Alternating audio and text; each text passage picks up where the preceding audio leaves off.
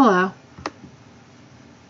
So for this problem, if you're using the calculator, you do not need to find the mean and the standard deviation.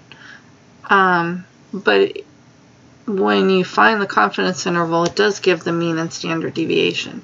So I'll show you two ways to find it. But the first thing you have to do is make sure you enter your data.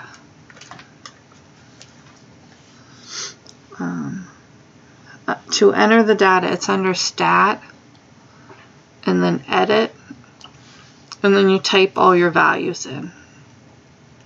And you just type the number and hit Enter until you enter all of them, and then it's second and quit.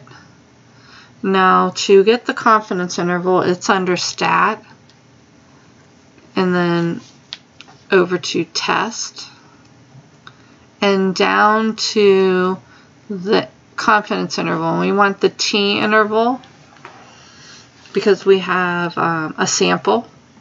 We don't have the population standard deviation, so you use the T. And that is the 8th one. You hit Enter. Now since it's data, you use data instead of stat, and that's why you don't need the standard deviation.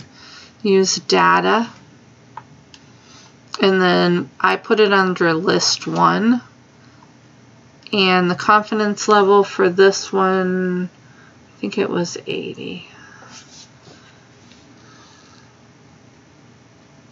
Here it is right here, 80%.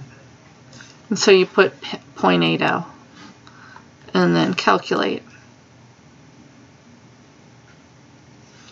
It gives you the confidence interval,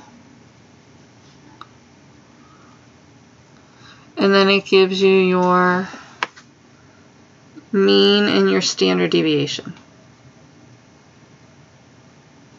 Now to find the standard deviation and the mean using the calculator, we have the data under Edit, so then you go Stat and Calc.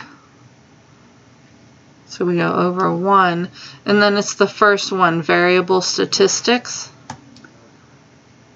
and then whatever list it's in, second L1, and hit Enter. And then it gives you your mean.